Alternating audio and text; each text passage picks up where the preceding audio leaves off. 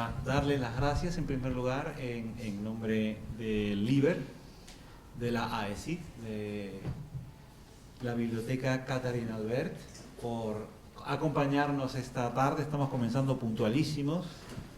Nos irrita mucho a los latinoamericanos comenzar tarde, somos en ese sentido muy inflexibles, una deformación cultural que tenemos de ser siempre muy puntuales. Yo soy muy puntual, es irónico lo tuyo, yo debo decir que siempre he sido muy puntual. Son las 7. No, como pueden ver, esto es un tema que nos tiene todos como pendientes, pero en fin. Siempre se burla la gente de la hora peruana y la hora sevillana y estas cosas, pero no, aquí estamos en punto.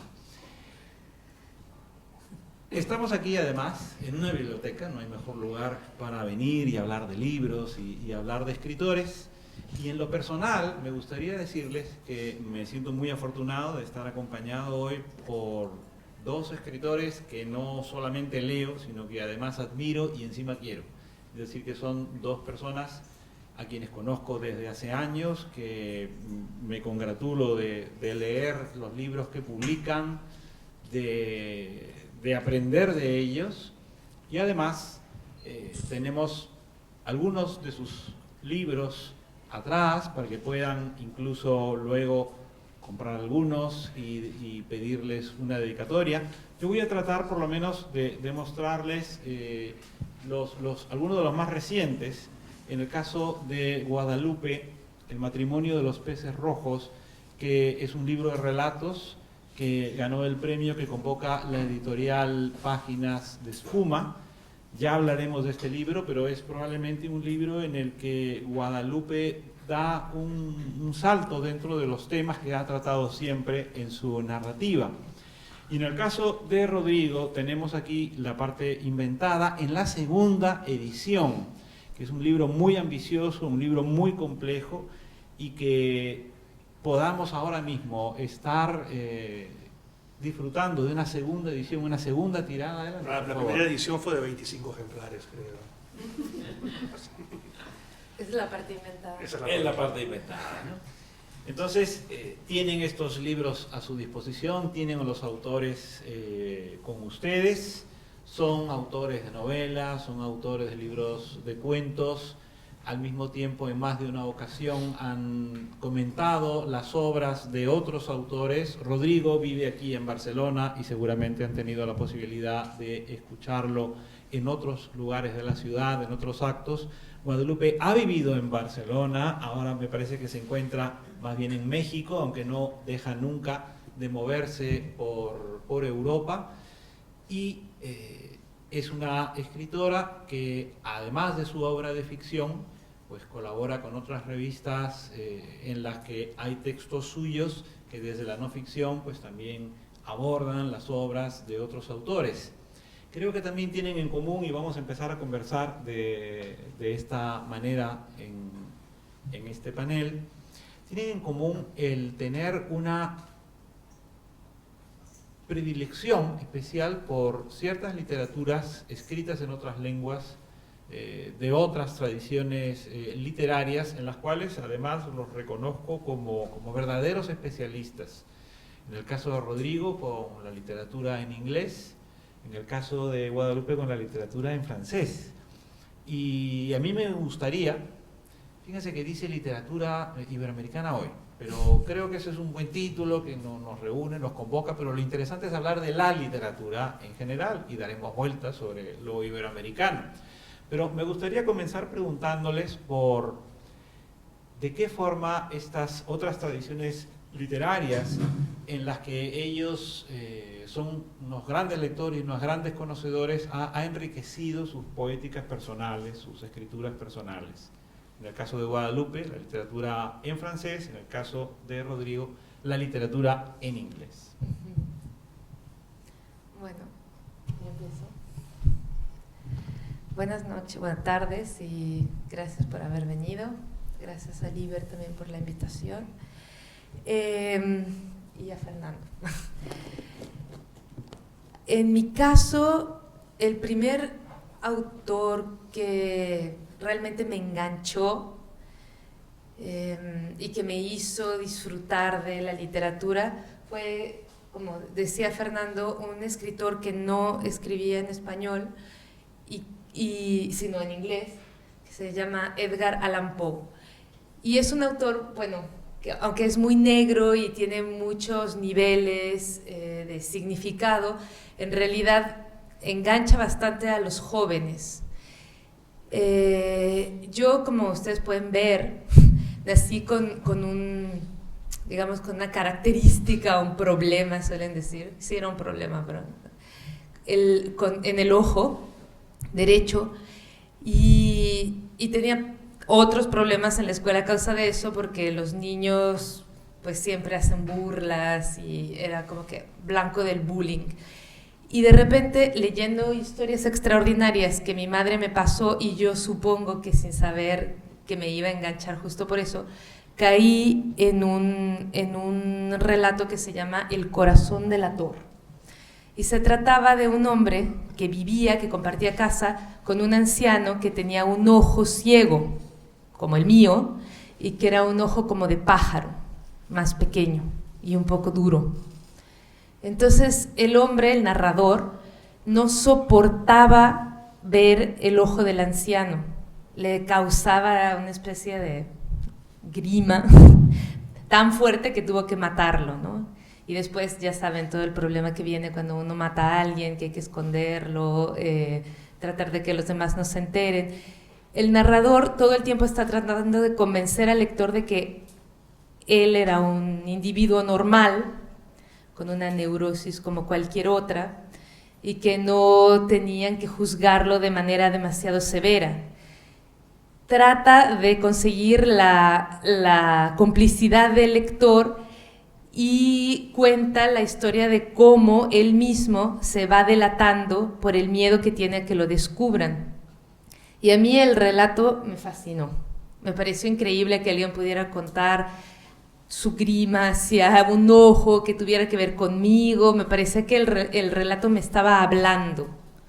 Pero lo mismo me pasó un poco más tarde con otro autor, que esta vez sí latinoamericano, que se llama Gabriel García Márquez, nada más, y nada más, un poco conocido, ¿eh? Y su novela corta, La increíble y triste historia de la Cándida Heréndira y su abuela desalmada, por otras razones, ¿no? Ya porque era un poco mayor, vivía con mi abuela y la odiaba de la misma manera en que Heréndira odiaba a la suya. Entonces, el hecho de descubrir en esas dos novelas, bueno, en esos dos relatos, uno es novela, otro es novela corta y el otro es relato largo, esta especie de identificación que uno siente a veces, que el escritor te está hablando a ti y nada más que a ti, que ese relato solo lo pudo haber escrito para ti porque tú tienes el ojo así, porque tú tienes una abuela que se comporta de esa manera como él está escribiendo, porque tú tienes ganas de asesinar a tu abuela, no a alguien. Alguien te puede querer asesinar, pero tú puedes querer asesinar a alguien también. Y ese tipo de cosas que nunca se pueden hablar dentro de la vida cotidiana, y menos en familia, y menos a esa edad, la que yo descubrí esos dos textos, fue como una puerta así abierta al universo, ¿no? Fue como descubrir el enorme alivio que uno puede tener gracias a la literatura, la complicidad absoluta que uno puede sentir con un narrador o con un escritor, y sí fue como una introducción muy fuerte al género, ¿no? Para mí fue muy importante de forma vivencial, y después dije, esto vale la pena y quizás habría que probar también escribir para otros, más o menos así. Ahora dejo la palabra a Rodrigo. Hola. Bueno, buenas tardes, gracias por la invitación, gracias por haber venido. Bueno, en cuanto a lo que preguntaba Fernando, soy un gran repetidor de una idea de Jorge Luis Borges que a mí me parece clave. Está en un ensayo que se llama El escritor argentino y la tradición, y bueno, voy a parafrasear.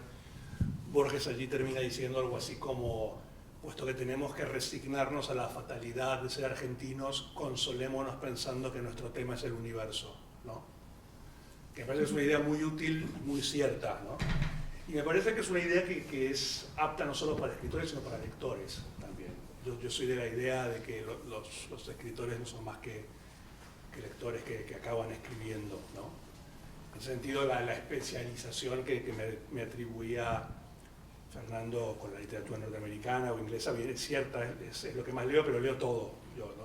Tal vez profesionalmente se me ha requerido más dentro de ese campo, ¿no? En este sentido también yo creo que no me considero un continuador completamente lógico de la tradición argentina, ¿no? En cuanto a lo que decía Borges, en cuanto a que los escritores argentinos que a mí más me gustan, vivos y muertos, son básicamente superlectores, ¿no?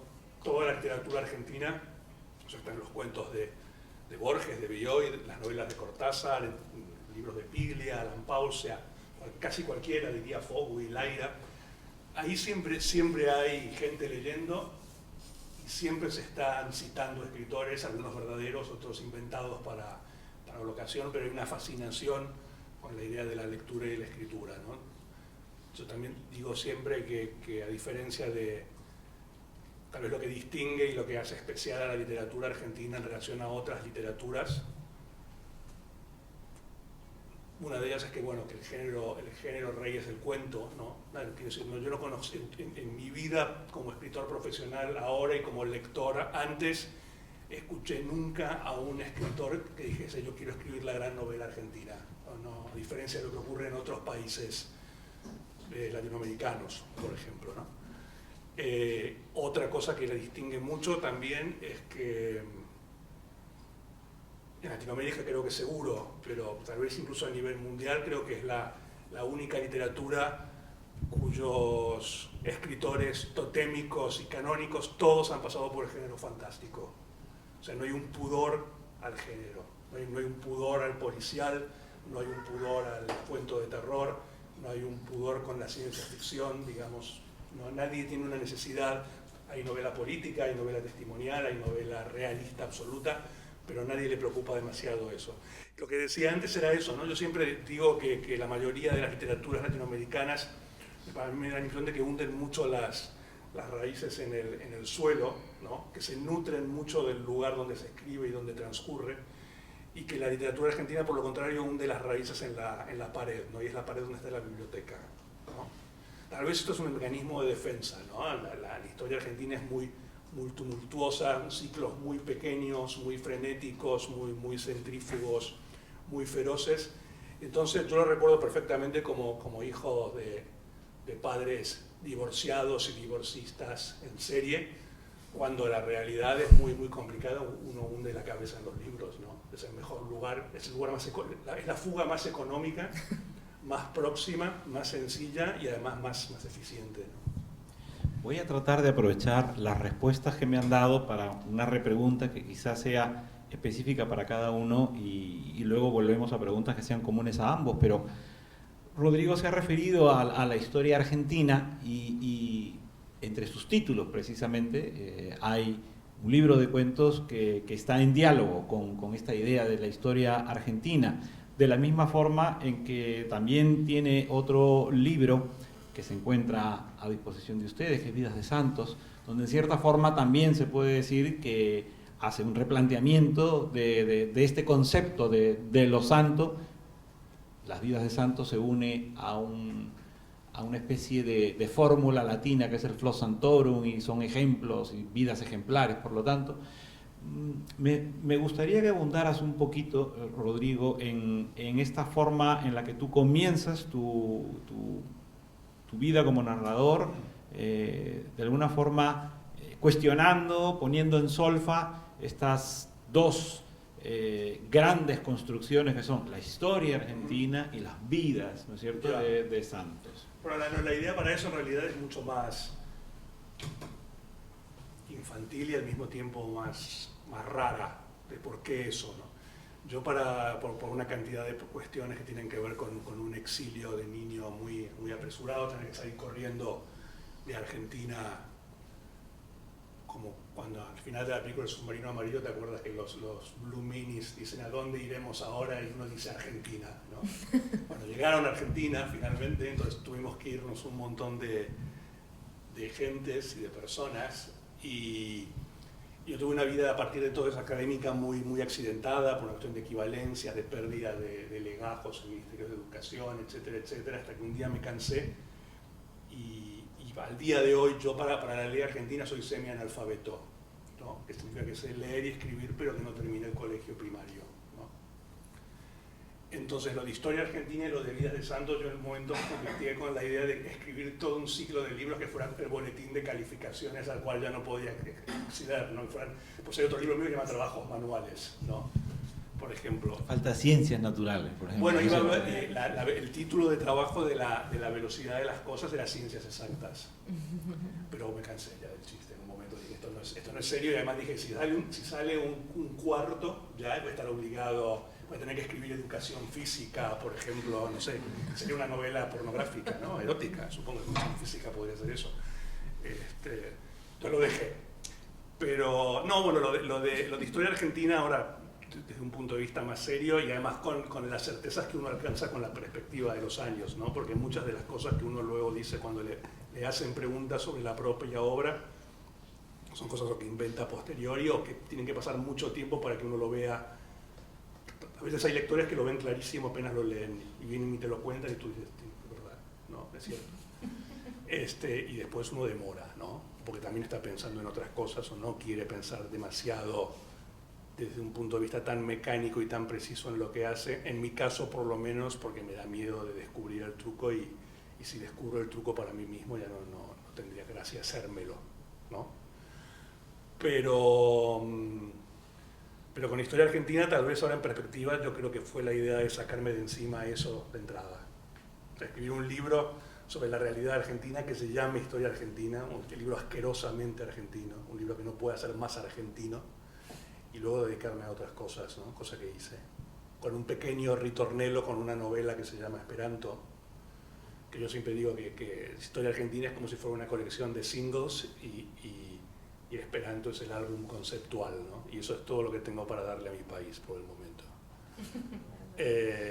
Luego me fui dejando llevar por las cosas que me interesaban, ¿no? Por ejemplo, si yo hubiera sido completamente lógico con mis intereses y mis simpatías, una novela como Jardines de Kensington, que transcurre en Londres, que es la historia del autor de Peter Pan, que habla sobre la época victoriana y sobre los Swinging Sixties, ese es mi primer libro.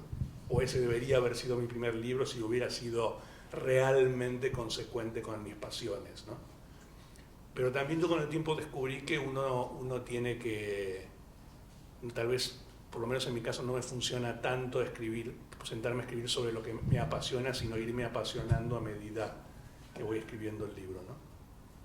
No sé si contesté a lo que me preguntaste. Sí, y además me das pie para otra pregunta después, pero antes voy a preguntarle a Guadalupe.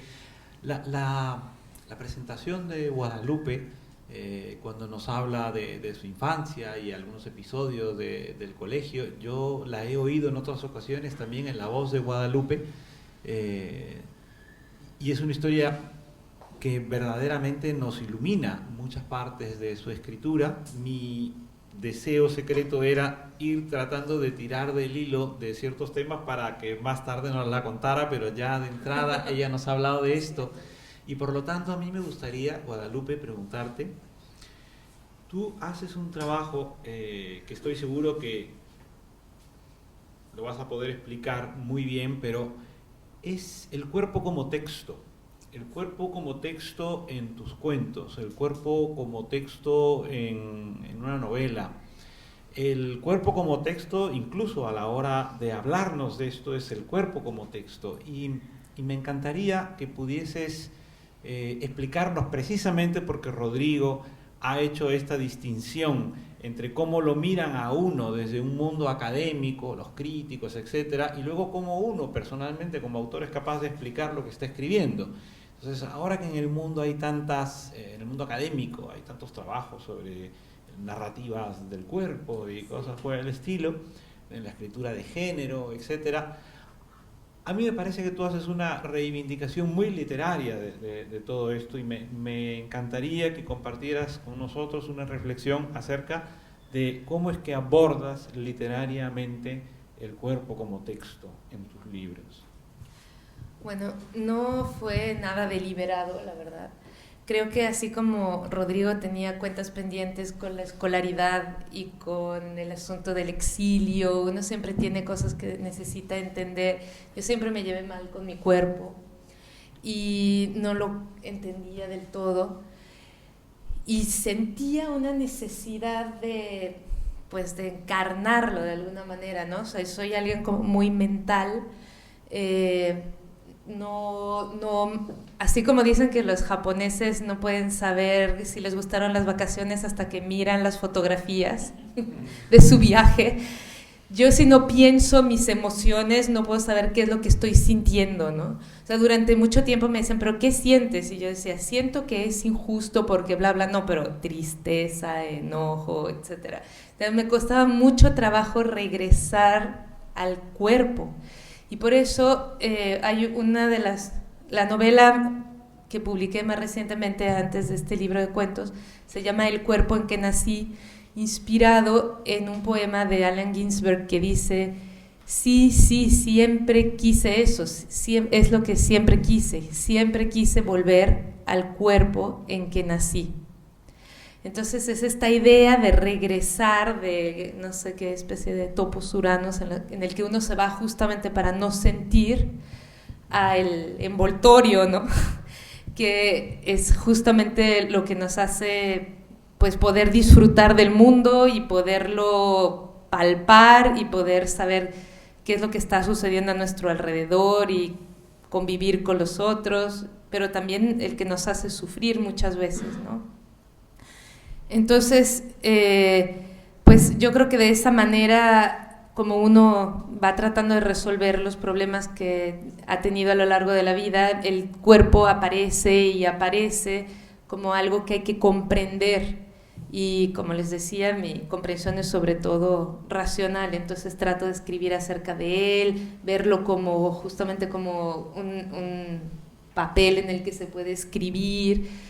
Uno de los primeros cuentos que publiqué cuando tenía 17 años era sobre una pareja, una mujer que estaba casada, el marido tenía una amante y entre esas dos mujeres se comunicaban por medio de chupetones, se dice en México, no sé cómo se dice aquí. ¿Cómo se dice? Depende, ¿deja marca o no? Ajá, deja marca. Sí. Con los labios haces... En el Perú sería un draculín. Draculín. ¿Y aquí cómo se dice? ¿Alguien me puede decir? Chupetón. Bueno, entonces hacían chupetones y iban a escribir... Draculín es una cosa más. Iban escribiendo sobre el cuerpo del marido, del hombre que compartían, pues todo lo que les pasaba, todo lo que iban sintiendo, etcétera, ¿no? Pero es como esta idea, tal vez un poco ingenua, perdónenme, tenía 17 años, pero de lo que iba ocurriendo sobre un cuerpo, ¿no? Y luego así se ha ido transformando. Dicen que los escritores en realidad no es que tengan tantos temas, que tienen así unas obsesiones que van repitiendo y efectivamente esa es una de las mías. Bueno, yo debo aclarar que me fui del Perú hace casi 30 años, o sea que Draculín seguramente ha sido suplantado ya por algo más agresivo y algo más apasionado, ¿no? Rodrigo, me ha parecido muy sorprendente que efectivamente dijeras que si atendiésemos a tus obsesiones y a tus deseos, Jardines de Kensington sería propiamente tu primer libro. Y yo quiero confesar mi debilidad por Mantra. O sea, a mí Mantra me parece un libro extraordinario. Es además un libro donde Rodrigo habla más bien sobre México o la cultura mexicana o ciertos elementos del imaginario mexicano en un personaje que no tiene por qué ser él en particular, ¿no? Es su personaje literario. Y Mantra es un libro en el que, para los que más o menos nacimos en los 60, los 70, apelan a una serie de figuras, ya sea de la literatura como del cine, del cómic, que verdaderamente es un recorrido fascinante por ese mundo. Yo le tengo un gran cariño a Mantra y me ha sorprendido que de pronto pues lo incluyeras en esta etapa en la que no refleja realmente de lo que es tu mundo. Ya. Entonces, mi pregunta concreta sería, ¿por No, qué pero Mantra? pero no decía que todos los libros anteriores y que Jardines de Kensington era el primero que era mi libro. Decía que por pasión, el primero que yo tal vez debería haber escrito es Jardines de Kensington. Por pasiones, ya, No, perfecto. no, Como lector tuyo, por ejemplo, de Peter Pan y de... Sí, no, básicamente Inglaterra, la época victoriana y los swinging 60s, ¿no? No, a mí México me obsesionó siempre, si bien Mantra es un libro por encargo, ¿no? Para una colección. Que quiero decir, es un libro que yo, si no me lo hubiesen encargado, no sé si luego lo habría escrito, ¿no? Pero yo en México, en mi primer libro, que se llama Historia Argentina, como decías, hay un cuento de una página y media que se llama Historia Antigua y transcurre en el México de los aztecas, ¿no? Mi primer gran impacto con México tiene que ver con los mayas y los aztecas estudiados en quinto grado de primaria, con estos cuentos de Ray Bradbury de las momias de Guanajuato, ¿no? En el país de octubre, los luchadores enmascarados, por supuesto, los cómics que yo leía venían de México. Editorial Novaro. Editorial Novaro. Y después de una manera literaria mucho más puntual y mucho más, tal vez, importante o trascendente, yo nunca escribí en argentino, ¿no? Salvo en Esperanto, donde sí hablan de vos, porque son todos argentinos, y en algún cuento de historia argentina, pero aún en mis cuentos argentinos que transcurren en Argentina no hay mucho voceo, no hay mucho slang, no hay mucho argot, no hay mucho lunfardo, no hay nada, ¿no? Porque una de mis grandes influencias como escritor es el doblaje de las series mexicanas, ¿no? A mí siempre me ha parecido el español más noble, más funcional, más logrado, ¿no? Que también es el español de las grandes traducciones de la época de oro de la traducción argentina, ¿no? Cuando traducía Wilcox, o traducía Bianco, o traducía Enrique Pezzoni, o traducía Borges, no traducían en argentino, traducían una especie de español que yo siempre digo que es el español que aprenderían los extraterrestres antes de invadir el mundo hispano, ¿no? Quiero decir, se preocuparían por aprender un español que les funcionase más o menos en todos los países a conquistar y que fuese legible, ¿no? Con una cantidad de particularidades, claro, ¿no? Pero es el español de la invención de Morel también, por ejemplo, que no es un español, bueno, el personaje de la invención de Morel no es argentino, ¿no? Al final te das cuenta que no es, ¿no? O también es esa especie de español un poco bizarro de Cortázar, donde hay cierta nostalgia porteña, pero de un porteño que ya no se habla y que probablemente no se haya hablado nunca, y que es el que Cortázar quiere recordar desde París, ¿no? Idiomáticamente ese es el tipo de español que a mí me interesa y se lo debo a México, ¿no? Realmente. Ya que has hablado de los extraterrestres y de lo que significa de alguna manera la literatura de la también ciencia terminé ficción. casado con una mexicana también, o sea, digamos las cosas como son, o sea que México tiene un influjo más que poderoso.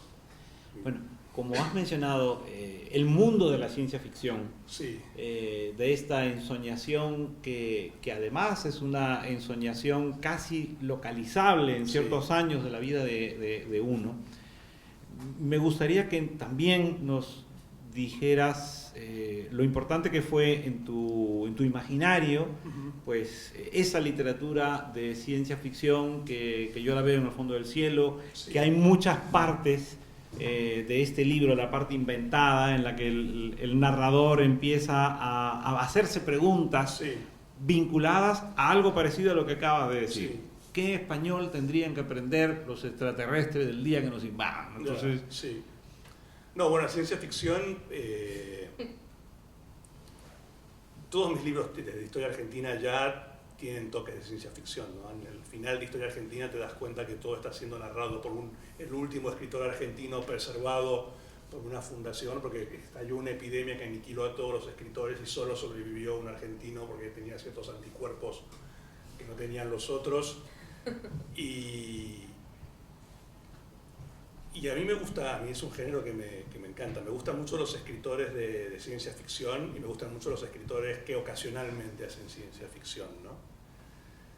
Que escritores, por ejemplo, Margaret Atwood o Martin Amis o Bioy Casares o Borges, ¿no? A mí me sorprende que muchos más, que no sean muchos más los escritores, que me parece que son demasiado pocos los escritores serios, entre comillas, que hacen ciencia ficción, ¿no? Cuando primero la ciencia ficción te da un lugar de una comodidad increíble, ¿no? Porque ni siquiera hay que preocuparse por cierta verosimilitud, ¿no? Quiere decir, las fronteras se abren, es como tirar abajo una de estas casas antiguas llenas de pequeñas habitaciones oscuras y convertirlo en un loft, ¿no? Hay espacio para todo y todo puede suceder ahí. Desde el punto de vista personal, yo soy lector de ciencia ficción desde que tengo memoria, al principio de los tiempos. Siempre me gustaron siempre las películas de ciencia ficción.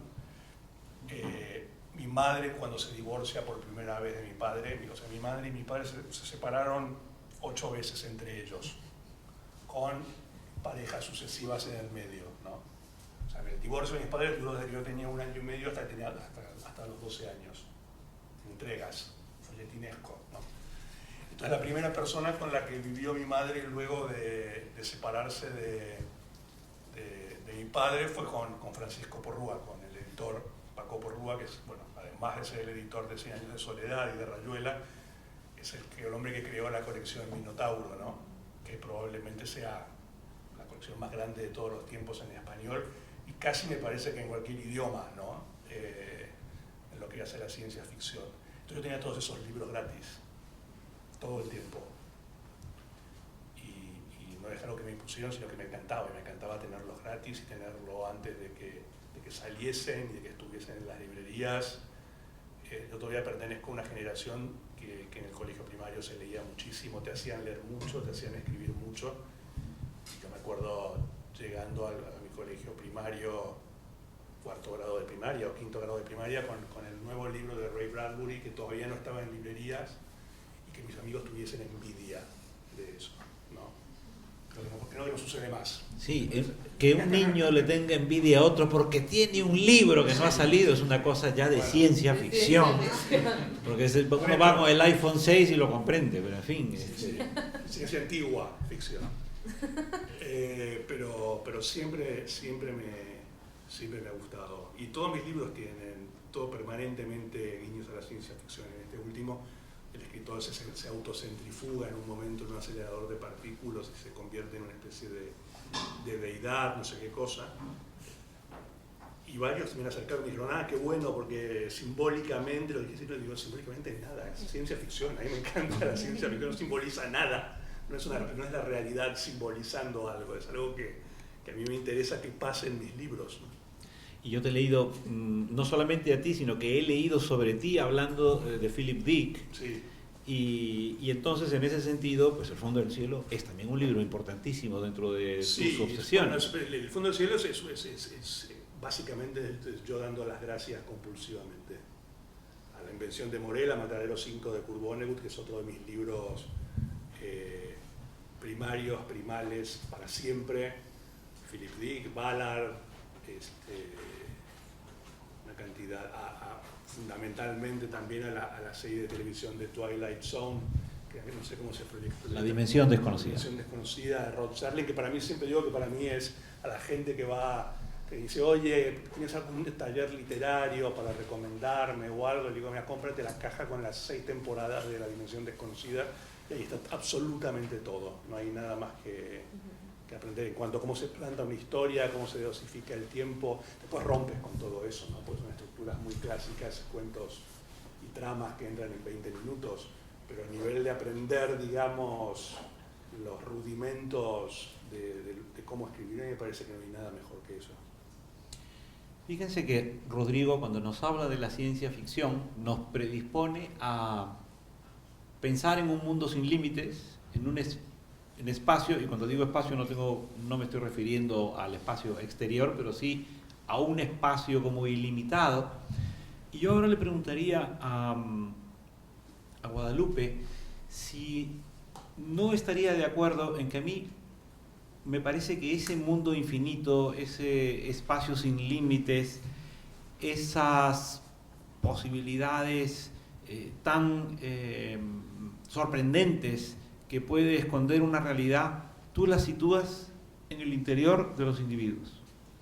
Es decir, en esa poética de Rodrigo, donde muchas cosas ocurren en el exterior y en unos espacios absolutamente inmensos, yo encuentro que en tus obras esos espacios también abisales, esos mundos tan complejos, son interiores. Pero puedo agregar una cosa referente a lo que hace Guadalupe, que me parece que yo creo que Guadalupe hace ciencia ficción también. No, pero en el sentido que es la ciencia ficción de ahora, ¿no? En cuanto a lo que decías tú, o sea, quiero decir, la ciencia ficción de la carrera espacial ha fracasado. Cada vez hay menos expectativas de seguir enviando a gente a otros planetas, no saben muy bien para qué, ya. Habiendo tanta gente que podemos mandar afuera. También. Pero me parece que la ciencia ficción ahora invirtió su curso y es una ciencia ficción intimista, interior, digamos que gran parte de lo que entendemos ahora por ciencia ficción y futurismo pasa adentro del cuerpo humano, las ganas de vivir mucho más tiempo, de mejorarse físicamente, la relación con los artefactos, los teléfonos móviles. Me parece que ante la ausencia total de extraterrestres, o que si los hay evidentemente no les interesamos, el ser humano se fue convirtiendo en su propio extraterrestre para suplir esa carencia, ¿no? Son como aliens de nosotros mismos finalmente, ¿no? Y eso yo lo veo en los libros de Guadalupe un poco, ¿no? En las películas, yo le comentaba, en las películas de David Cronenberg, ¿no? Esa especie de fascinación con lo anatómico, ¿no? Bueno, sí, o sea, cuando uno ve lo que la gente hace con su cuerpo, desde el piercing hasta las tetas que se ponen algunas personas, o las prótesis, las prótesis a veces como de titanio y que uno piensa justamente en esas máquinas, ¿no? Como idealizadas que escribían pues estos autores durante los años 60 y 70, que yo leí en su momento y me encantaban, y no sé por qué dejé de leerlas. Es que creo que tendría que regresar a los clásicos de la ciencia ficción. No los dejé de leer por desinterés. O sea, creo que de repente me fue ganando más lo fantástico, porque sí fue como un género que a mí me cautivó completamente. Huysmans, Hoffman, etcétera, y dejé de leer a Ray Bradbury, pero siempre que hay alguna situación un poco bizarra me remito a ellos, a Huxley también, y creo que sí, que tendría que volver a retomar. Bueno, a mí más como lo que estaba planteando Fernando es a partir de como la postura del género fantástico, ¿no? No es la realidad, sobre todo el género fantástico entendido como lo veía Julio Cortázar, no hay que ir muy lejos, solamente hay que poner atención, hay que mirar las grietas de la vida cotidiana, y ahí en esos intersticios podemos adentrarnos así a los abismos que planteaba Fernando. O sea, dentro de nuestras propias obsesiones, de nuestros tics, de nuestras manías, dentro de nuestra, como decía Rodrigo, ya sé que no era simbólico, pero uno sí se puede centrifugar a sí mismo y de repente entrar sin ninguna ayuda de ningún psicotrópico en algún viaje, ¿no? Y también, bueno, la película esta de La Jetée de Chris Marker me encanta, es como esta idea de poder tener varias vidas con la mente nada más. O sea, creo que no es necesaria ninguna máquina especial y por fortuna ningún equipo de científicos que estén experimentando con uno mismo, pero sí hay momentos en los que uno puede pasar a otras dimensiones o a otro tipo de percepción, y es lo que sucede muchas veces en mis relatos, que los personajes llevan a tal extremo una obsesión, un tic, que empiezan a ver la realidad de una forma un poco transformada, ¿no? Creo que va por ahí. Ambos han mencionado a dos autores cuyos centenarios hemos conmemorado, ¿no? Se ha mencionado a Bioy Casares y se ha mencionado a Cortázar. Yo nunca he negado mi admiración por Cortázar, siempre lo he repetido donde haga falta, pero a mí me ha interesado muchísimo la mención a Bioy, porque a mí me da la impresión, Rodrigo, y me gustaría que pudieras decir algo al respecto.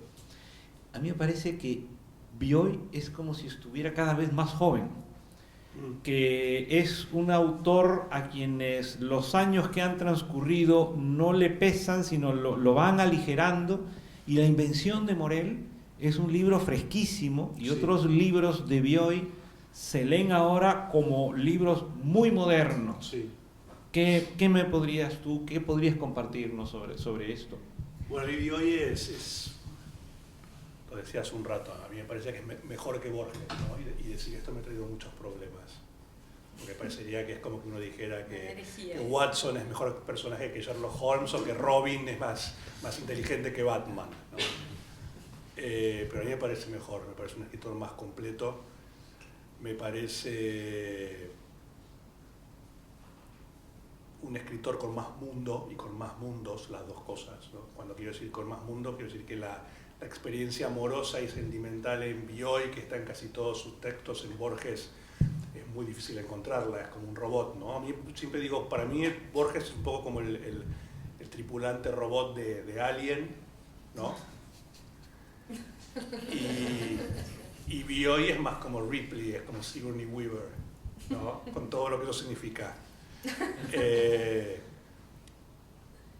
Me parece también que Bioy es el autor de la mejor novela argentina, sin lugar a dudas, ¿no? Las grandes novelas argentinas, Respiración Artificial, Sobre héroes y tumbas, Adán Buenos Aires, Rayuela, todas son novelas atípicas, ¿no? No son novelas a la usanza, son novelas atómicas, atomizadas, son a veces enjambres de historias zumbando alrededor de un centro, ¿no? Por esto que decía antes, ¿no? Que la preocupación tal vez del escritor argentino pasa más por el cuento, ¿no? Pero Bioy escribió una novela que se llama El sueño de los héroes, que para mí tiene lo mejor de ambos mundos, porque formalmente es una novela perfecta, pero no sé si la has leído, es una novela cuyo argumento, no en lo temático, pero sí en lo formal, es la historia de una novela intentando recordar un cuento de lo que sucedió una noche y que no puede recordarlo, ¿no? Me parece que está todo ahí, ¿no? Y después Bioy tiene una cosa que también tiene Cortázar, que para mí es fundamental y lo cual le ha valido muchos reproches, ¿no? Que me parece que es un escritor fundamentalmente feliz, se nota la felicidad, incluso en sus momentos más dramáticos, cuando está contando algo siempre como una especie de sonrisa y una ceja enarcada, y lo mismo pasa con Cortázar, ¿no? Son gente que yo creo que se divirtieron mucho escribiendo, y a mí me gusta la idea de los escritores felices, ¿no? Quiero decir, la idea de Sábato, digamos, que sería como un escritor sufrido, gótico, en su sótano, anunciando el apocalipsis a la mañana, y cuando no llegó al mediodía diciendo, bueno, pero a la noche va a ser el apocalipsis, ¿no? A mí no me interesa ese tipo de escritor. Admiro mucho a Borges, por supuesto, pero hay una cosa con Borges que me parece que también que empieza y termina en sí mismo, que si uno intenta aprender de Borges, inmediatamente va a caer en una parodia y en una cosa un poco ridícula, como decir, fatigó los pasillos y cosas por el estilo. Bioy y Cortázar me parecen escritores muchísimo más didácticos, se puede aprender mucho de ellos si bien el tono de Cortázar perjudicó a las dos generaciones probablemente que lo siguieron, y por eso ahora hay una especie de corriente de odio o canibalística contra Cortázar de parte de cierta academia o cierto tipo de escritor. Me parece que son escritores que enseñan mucho, pero fundamentalmente para alguien que los lee a la edad que los leyó, en mi caso saliendo de la infancia y entrando en la adolescencia. Son escritores que te dan ganas de leerlos, te dan ganas de escribir y te dan ganas de leer a otros, ¿no? Y eso a mí es una cosa que cuando un escritor me produce eso, tiene mi amor hasta el fin de los tiempos. Y Guadalupe, que ha mencionado a Cortázar y nos ha puesto en suerte la pregunta a Rodrigo, por ejemplo, un bello libro que yo tengo es una edición de Casa Tomada, que es el gran cuento de Cortázar, ilustrado por el padre de Rodrigo, y es uno de los libros de los que más contento me siento en mi casa. Además, Rodrigo, siendo niño, tuvo contacto pues, con Cortázar, como con otros editores, y yo siento que por edad, nosotros que somos mayores que tú, Guadalupe, pues tuvimos a estos autores como muy cerca. Tú vienes mucho después, tú eres mucho más joven y sin embargo... Guadalupe nos tuvo cerca a nosotros, pobres, o sea, ¿cómo bajó la...? Entre nosotros casi leímos a Cortázar pues de la mano de nuestros padres que eran su contemporáneos, ¿no? Entonces me interesa muchísimo tu lectura de Cortázar, tu impresión de Cortázar, precisamente por ser bastante menor que nosotros y sin embargo serle tan leal en aquellas cosas que te han servido a ti a la vez como escritora. Entonces, hemos hablado de Rodrigo, nos ha hablado de Bioy. Cuéntanos, 100 años Cortázar, Guadalupe Nettel es una narradora mexicana que sigue encontrando en Cortázar esos temas, esas obsesiones, esos intersticios, como has dicho de una forma muy, muy gráfica. Háblanos de tu descubrimiento de Cortázar y de qué manera te sigue Cortázar nutriendo como escritora. Bueno, es que ni me acuerdo cuál fue el primer texto de Julio Cortázar que leí, pero sé que fue bastante pronto. O sea, yo nunca sentí que Cortázar fuera un autor así de otra generación. Por ejemplo, Carlos Fuentes me parece mucho mayor que Cortázar en términos de seriedad, ¿no? Como más viejo. O sea, Cortázar, la gente que tuvo la fortuna de conocerlo dicen que era como un muchacho, que se veía muchísimo más joven de lo que en realidad era. Vargas Llosa cuenta que cuando fue a su casa y tocó la puerta, le dijo: chico, ¿dónde está tu padre? Y era él, ¿no? También hay otra anécdota que a mí me gusta muchísimo de Cortázar, que él tuvo una relación de algunos años con una editora que se llamaba Ugne Carvelis, y ella tenía un hijo. Cortázar no tuvo hijos, nunca quiso tener. Y él jugaba mucho con el hijo de Ugne, y el hijo cuenta que cuando Cortázar jugaba con él, es que no era un adulto que se sentaba a jugar con un niño, que era el único de los amigos de su madre que verdaderamente agarraba el avión y bombardeaba, y de repente los soldados iban a la trinchera, y lo hacía con la seriedad con la que juegan los niños, ¿no? Siempre se acuerda, o sea, dice que nunca se le va a poder olvidar la imagen de ese adulto jugando así, que era increíble. Y él decía que para escribir había que quitarse antes la corbata, ¿no? Que había que hacerlo con todo el desenfado, sin solemnidad, con también ese espíritu lúdico que tenía, bueno, por lo visto, en todos los aspectos de su vida. Entonces, eso es como una lección que para mí fue fundamental. O sea, creo que cuando uno se siente a escribir, tiene que hacerlo sin pensar en qué van a decir los otros, qué van a decir los críticos, qué va a decir la academia, no. Nada más sentarse sin zapatos, con ropa cómoda y hacerlo de forma pues espontánea lo más que se pueda. Ya después, obviamente, uno va a corregir, uno va a editar, pero en el momento de escribir una historia, yo diría que la totalidad de una historia, sea cual sea, no hay que pensar de forma muy seria ni crítica. Y creo que Cortázar me enseñó eso. Ahora, como cuentista, a mí me parece que es uno de los mejores pues, autores del género que tenemos en América Latina y en el mundo hispano. O sea, soy gran admiradora de sus cuentos, me siguen pareciendo algunos de ellos perfectos, otros no tan perfectos y justo por eso me gustan, porque tienen alguna micro falla que los hace, no sé, encantadores o que conmueven.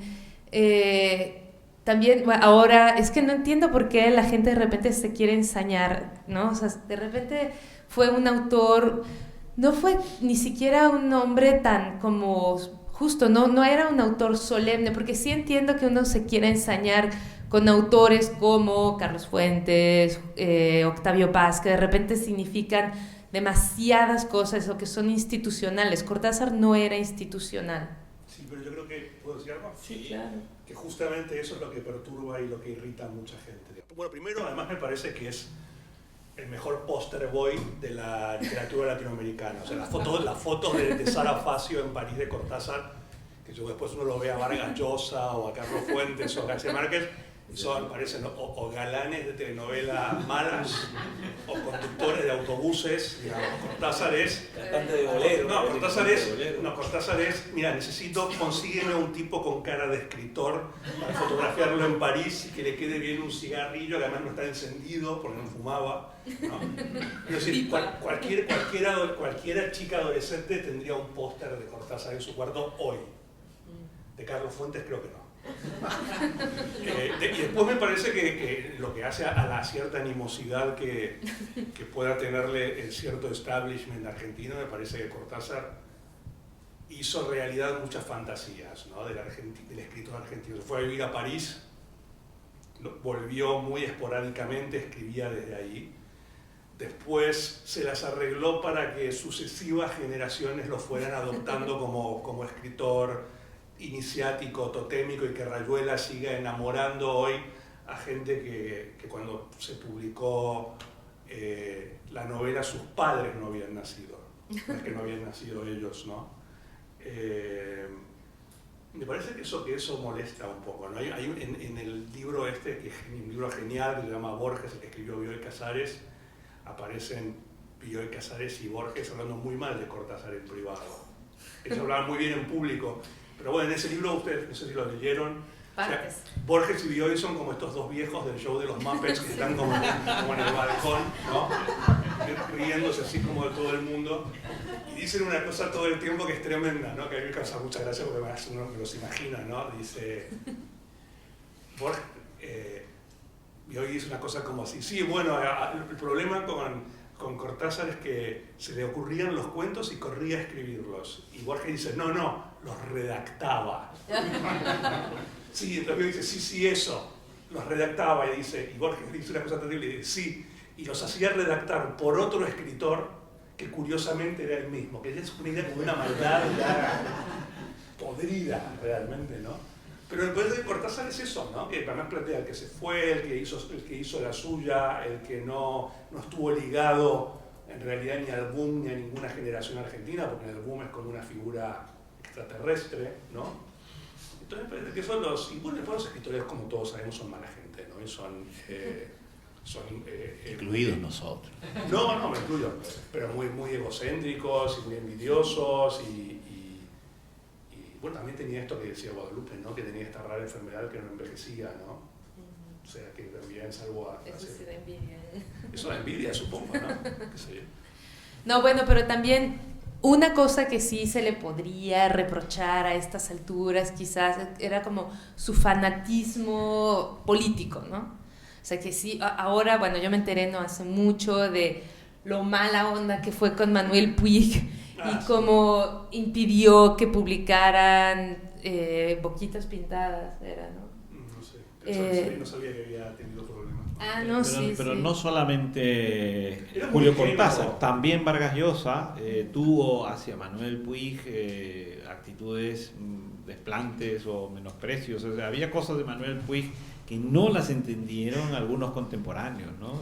Y Bueno, él no, él era... supongo pues, que sí. También eso y escribió una felicitación de Navidad a Cabrera Infante, que luego Cabrera la publicó, donde ponía los nombres de los escritores y les buscaba su equivalente en una actriz. Entonces eso búsquenlo, Sí. búsquenlo porque es una cosa deliciosa. Y incluso hubo un escritor que no apareció en la enumeración, que fue Tomás Eloy Martínez, y que escribió un artículo diciendo: yo también era una actriz, pero no me han puesto, ¿no? Te interrumpí. Pero eso no es lo que le reprochan. Justamente lo que le reprochan es ser como juvenil, un autor de juventud. Es como, le reprocho que me gustó muchísimo a los 20 años. Es como... Bueno, eso es una cosa. Cuando yo le pregunté, conversaba con Alan Pauls y con Piglia sobre esto, y lo que me decía Alan es que era eso lo que más le inquietaba, que él sentía que ahora releía Cortázar y ni siquiera había existido un desencanto paulatino con Cortázar, sino que había una desconexión absoluta, que era como algo que le gustó mucho en su momento. Y en el último libro, César Aira es autor de esta frase famosa que dice que Cortázar es el peor Borges o algo así, ¿no? O Borges malo. Sí, el peor Borges. Y en el último libro de César Aira hay una explicación donde él dice: tal vez he sido bastante injusto y lo que me ocurre es que yo en algún momento pensé que no se podía escribir mejor que Cortázar cuando leía Cortázar por primera vez. Y bueno, pues el tiempo pasa, te interesan otras cosas y uno, por rencor o por reproche, lo que le reprochan en realidad es alguna vez haber sido el ideal absoluto. Puede ser. A mí me parece, perdón porque voy a dar como una opinión, pero yo es que creo que hubo gente que se creyó Cronopia y han envejecido y eran famas. Entonces, claro, han llegado a una edad en la que se han dado cuenta que nunca fueron cronopios, ¿no? Entonces, y eso lo conecto con una cosa que tú has dicho, Guadalupe, cuando hablabas de Cortázar jugando con este niño. Hoy sabemos por las cartas a los Jonquière que Cortázar va creando los cronopios precisamente jugando con los hijos de sus amigos y escribiéndole cartas a los hijos de sus amigos. Era su manera de jugar y de ir perfilando. Y si me permiten, esto me da pie para la siguiente pregunta, que sí está dirigida a los dos, y que era una pregunta que a lo mejor tenía pensada formularla al comienzo, pero me parece mucho más rico ir escuchando a Rodrigo y a Guadalupe tal como lo hemos hecho hasta ahora.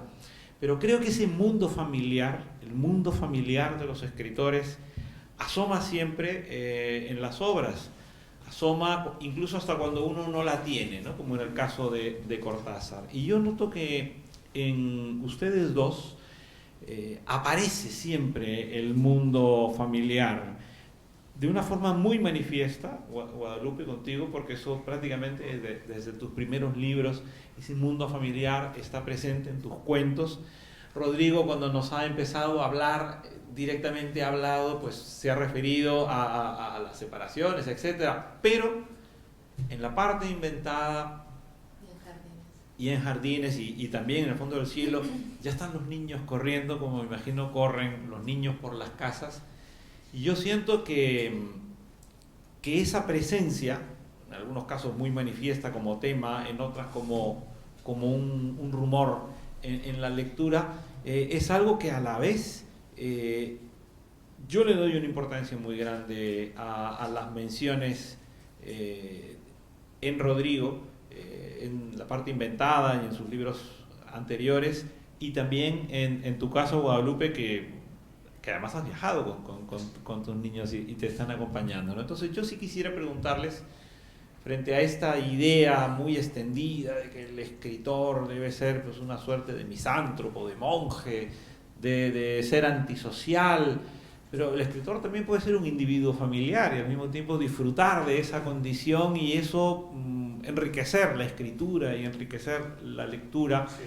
Me gustaría que hablaran de eso porque ya no tiene que ver solamente con la parte literaria, las lecturas, no, tiene que ver con esa parte afectiva sobre la cual uno también narra, ¿no? Sí. Bueno, hablo yo. Es que yo creo que la familia nos marca muchísimo, o sea, gracias a que las familias son horrendas, hay escritores, ¿no? O sea, pienso, lo primero que me viene a la cabeza fue Kafka, La carta al padre. O sea, es como... Y ahí está el mundo familiar y está como ¿y por qué eras así con mi hermana fulana y así con la otra hermana y conmigo eras así y así y así? Y bueno, Bernhard también, ¿no? Entonces y Bashevis Singer y el comienzo de Ana Karenina, ¿no? Todas las familias felices son iguales. Y bueno, 100 años de soledad. Es como, o sea, la familia es este primer molde, y lo que decía también Gombrowicz en Ferdidur, que es como te castran y te sacan de tu mundo ideal y te dicen, ven a comer, Rodrigo, deja de estar jugando con tus aviones o lo que sea, y regresa a la realidad, o quítate el libro de enfrente, agarra el tenedor y el cuchillo como se deben de agarrar. Sí. Saca el nombre de Rodrigo porque mi caso era que yo tenía aquí a mis padres a eso de las 11 de la noche y decirles que tenía hambre. O sea, creo que nunca escuché ven a comer, Rodrigo. Y si no, es lo contrario, ¿no? O sea, no, es que sí, además eso es lo peor, o sea, es que como lo hagas, siempre vas a errar. Y entonces podrán hacer un escritor que se queje, que tome venganza. Y es bueno, no soy una excepción. A mí me tocó crecer en los años 70. No eran los swingers, pero era por el estilo, parejas abiertas, familias reconstruidas o redestruidas, no sé, como estas ideas de cambiemos la sociedad y probemos sustancias que nos hagan ver las cosas de otra manera. Entonces, pues me parece que sí tenía como que bastantes temas ahí para reírme, y también Woody Allen dice que comedia igual a tragedia más tiempo.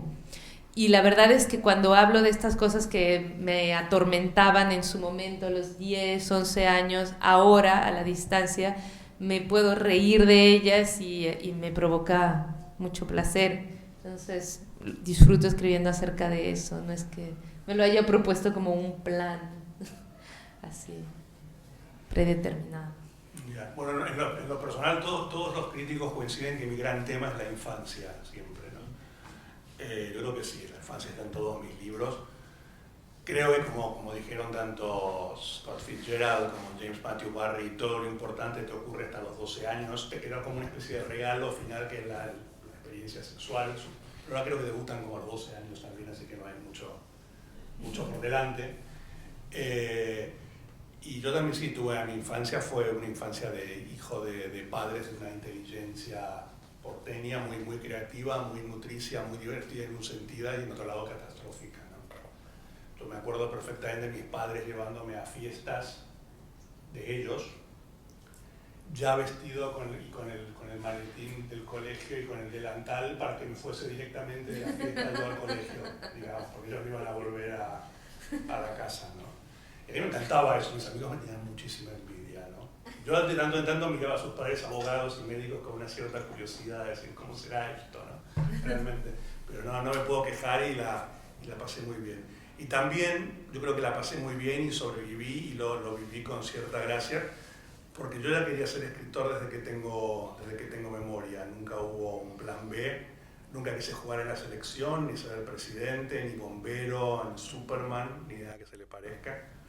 Yo me recuerdo a mí claramente, yo entré al colegio primario con 5 años, que es cuando empiezas a leer y a escribir, y yo me acuerdo claramente de mí mismo los 4 años contando los meses que faltaban para poder aprender a leer y a escribir, y ya leía y escribía algo porque estaba todo el tiempo viendo libros, iba como atando cabos y deduciendo, veía la marca Coca-Cola y sabía que decía ahí Coca-Cola, entonces sabía lo que era una O, una A y así más o menos.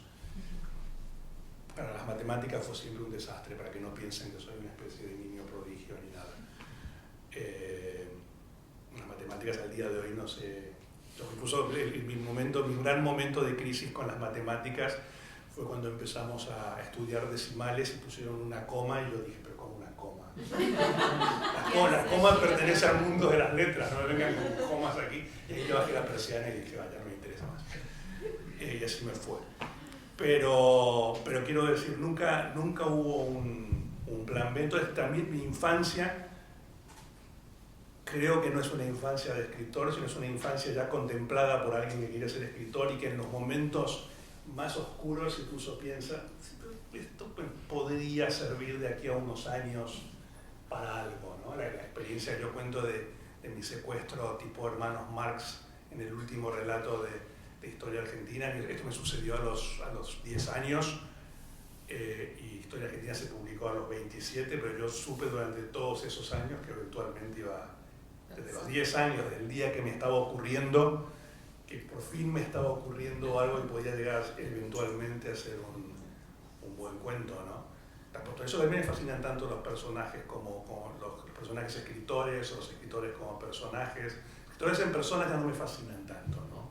Porque no son tan fascinantes, ¿no? Por otra parte, está bien que no lo sean, pero me gustan mucho por eso en todos mis libros también hay personajes escritores, no puedo evitarlo, ¿no? Yo juego todas las semanas al Euromillón y la fantasía que tengo, si alguna vez lo gano, no es ni dar la vuelta al mundo, ni comprarme un yate, ni ninguna de esos. Pero sí me interesaría la idea de no escribir durante 2 años nada. O sea, para ver cómo es dejar de ser escritor, porque no tengo memoria de no serlo, ¿no? ¿Y apuestas a los mismos números siempre o vas cambiando? No, lo que lo haga la máquina. Lo que salga. No, nunca lo que salga. Y entonces, y después de 2 años volvería a escribir y me interesaría ver si cambió el estilo, ¿no?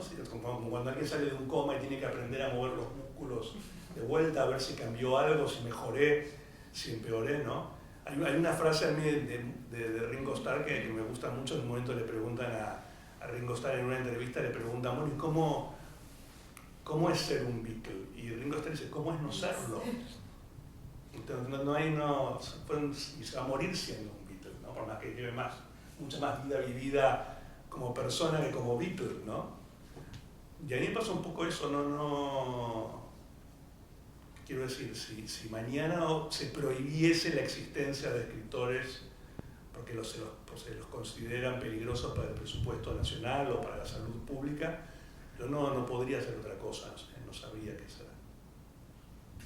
Tengo otra pregunta para ambos, y además está relacionada con tu idea del plan B, pero me la guardo un poco para ahora. El plan B es el Euromillón. Plan B es el No, Euromillón. claro. Muchas veces cuando conversamos con escritores, siempre estamos focalizando mucho la atención en lo que se lee, pero los escritores, pues, vamos al teatro, vamos al cine, escuchamos música, prestamos curiosidad a las exposiciones de artes plásticas. Así, mi pregunta sería, ¿cuál de estas otras expresiones artísticas ha enriquecido más ese mundo personal suyo? Puede ser la música, puede ser el cine, puede ser el teatro, porque yo siempre advierto, leyéndolos, la cantidad de referencias, y ustedes lo han visto, porque ustedes han podido oír a lo largo de esta hora y 5 minutos que ya llevamos charlando, cómo ha habido muchas menciones musicales, al cine. Entonces me interesa la relación de ustedes con otras expresiones artísticas. Yo no diría con expresiones artísticas, sino con determinados artistas de algunas disciplinas. O sea, no podría decir que la pintura es importante para mí, pero sí es importante Andy Warhol y sí es importante Edward Hopper para lo que yo escribo, eventualmente, ¿no? Yo soy un muy mal lector de poesía por el simple hecho de que la poesía me intimida mucho, no termino de entenderla. Básicamente mi gran formación poética primaria son los discos de Joan Manuel Serrat, de Miguel Hernández y de Antonio Machado, con los cuales también crecí con la idea de que si es poesía tiene que rimar, si no me están estafando, lo cual es una idea absurda, pero no puedo evitarla. La falta de mis lecturas de poesía probablemente fueron ocupadas por los songwriters, por Bob Dylan o Ray Davies o Leonard Cohen, ¿no? Y con el cine me pasa lo mismo, no es que el cine me interese muchísimo, pero por ejemplo Stanley Kubrick me parece uno de los... Para mí, cuando el día que murió Stanley Kubrick sentí que el cine ya no me interesaba tanto, ¿no? Y lo que me interesan ahora son directores de cine con estilos literarios, ¿no? Como pueden ser los Cohen o Wes Anderson o David Cronenberg, ¿no? Gente que usa el cine para narrar, básicamente, ¿no? O sea, ciertos creadores son los que te interesan, Sí, ya pero sean no, poetas, ya sean cineastas. Sí, pero por encima de todo y absolutamente no hay nada que me interese más que la palabra escrita y la literatura. Todo eso está en muy por debajo, ¿no? Puedo entender, quiero decir, la grandeza de Messi, ¿no? El fútbol no me interesa en absoluto, pero puedo entender la grandeza de Messi, pero me interesa por todas las razones incorrectas, ¿no? Porque le dieron inyecciones como un experimento cuando era niño, entonces como un poco La Mosca o de ciencia ficción, qué sé yo, o porque me hace acordar a Forrest Gump, qué sé yo, pero pero no por su arte, ¿no? Tú eres letrista de canciones. Una vez sí, pero no hablemos de eso. Pero bueno, eran otras épocas también. Pero básicamente es eso. Quiero decir, todo lo que me interesa de otra disciplina me interesa por el costado literario o anecdótico, o algunas veces incluso no me interesa la obra de un determinado artista extraliterario, pero me interesa su vida como historia, ¿no? Bueno, yo coincido con Rodrigo en eso, o sea, también hay ciertos autores, ciertos pintores, ciertos músicos. Me fijo mucho en la letra de las canciones, por ejemplo. Si no me gusta la letra, casi que no me interesa lo que estoy escuchando. Y me puedo apasionar y oír una y otra vez algún disco cuya letra me gusta muchísimo. Leonard Cohen, por ejemplo. También. El nuevo disco los oídos, Sí, es formidable. brutal. Y bueno, Elliott Smith también, Nick Drake. Y los autores de cine que mencionó Rodrigo también, y supongo que por las mismas razones o porque siento que de alguna manera mi universo literario se parece, ¿no?, al de Wes Anderson o al de los hermanos Cohen. Atom Egoyan en algún momento me encantó, o sea, vi todo lo que filmó. Sí, Goya le pasó lo mismo un poco como a Wim Wenders, ¿no? Que fueron un momento como ídolos y después se fueron convirtiendo como en chistes, ¿no?, de sí mismos, ¿no? Pero también Hal Hartley, También, sí, buenísimo. increíble en algo, y después dejó él de hacer cine, ¿no? Sí, hace mucho que no hace nada. Creo que se dedicó más al teatro. El teatro en México es pésimo generalmente, entonces pues es como una ruleta rusa, ¿no? O sea, en realidad solo si tienes muy buena suerte te va a tocar una obra buena o algo, tienes que saber. Entonces casi no estoy familiarizada con el teatro. Cuando puedo voy a otros lados. En Argentina tiene muy buena fama y he visto obras increíbles en Buenos Aires, pero la última vez fue un espanto, casi fue una decepción enorme porque por fin voy a poder ver buen teatro y nada. La pintura, bueno, cuando mi madre se cansó de ser poligámica y decidió establecerse y tener un matrimonio bien, que no fue hace tampoco en realidad, se lleva más de 20 años con mi padrastro, mucho más, o sea, como en realidad como 25 años. Él es crítico de arte y es un apasionado del arte abstracto y de la pintura, y sí hubo, o sea, fue como una puerta para conocer esa dimensión, ¿no? El arte abstracto. Hay autores, como decía Rodrigo, que me interesan mucho y que me gusta ver y busco sus exposiciones, pero no es que, mira, está la muestra de no sé qué, forzosamente voy a irla a ver.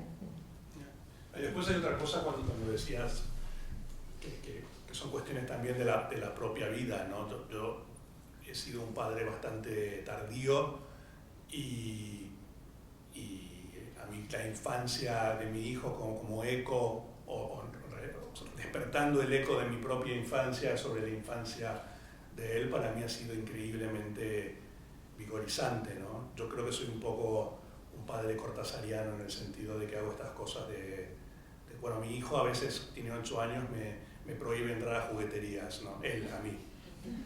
Me dice, ya basta de comprar juguetes, ¿no? Porque yo la verdad que me compro, soy muy egoísta en ese sentido, compro todos los juguetes que no tuve para él, pero los juego yo también ahora, ¿no? A mí siempre me gustó el cine de terror y fantástico y todo esto, y en ese momento el mundo no era la aldea global que es ahora, donde todo se puede conseguir en todas partes, o si no lo compras a través de Amazon y todo eso. Y a mí me encantaban los muñecos de terror y de las películas de terror, y eso en Argentina no llegaba. Lo que sí llegaba era una revista llamada Monsters of Filmland, que era una revista de cine fantástico, que las últimas 10 páginas de la revista eran publicidades de estos juguetes. Y yo me compraba la revista y era feliz viendo los avisos de los juguetes que no podía tener, pero era como si los tuviese, tenía el mismo grado de relación con las propagandas de esos juguetes, y que ahora los tengo. Y soy un peligro público. Pero el monje loco llegaba a la Argentina. ¿El monje loco? El monje loco. Sí, todo eso llegaba. Pero todas las... Y después llegaban todas las películas, había estos ciclos de televisión, nueva cine de superacción, ¿no? Que era el sábado. Entonces daban una comedia, una de guerra, una de cowboys, una policial, y a medida que ibas avanzando en la noche se iba poniendo ciencia ficción, terror y terror prohibido para niños, ¿no? Y yo era súper feliz viendo eso, esa especie de creyendo, ¿no? Por eso nunca me gustó el cine de guerra y el de cowboys, porque yo sentía que me estaban demorando lo que yo quería llegar siempre, ¿no? Eran como castradores un poco. Bueno, señores, si no hay otra pregunta, a mí me gustaría por lo menos decirles que estoy seguro que todos vamos a salir recordando de esta conversación más de una intuición, más de una reflexión o pensamiento luminoso de los que han compartido con nosotros Rodrigo y Guadalupe. Yo no lo dije al principio tampoco para no intimidarlos, pero para mí una de las cosas que más aprecio de ambos es la inteligencia. La inteligencia con la que leen además las obras de los demás, porque también salimos de esta reunión con muchos títulos y con muchos nombres de autores que deberíamos leer o releer. Creo que eso es lo más importante y al mismo tiempo volvemos a lo latinoamericano. Lo latinoamericano es eso, es un revoltijo, una suma de fragmentos y de cosas. Hemos hablado de autores latinoamericanos, sí, pero también de muchos otros lugares del mundo y de otras lenguas. Esa diversidad que reclamaba Rodrigo al comienzo, invocando el escritor argentino de Borges, ¿no? El libro del escritor argentino de la tradición.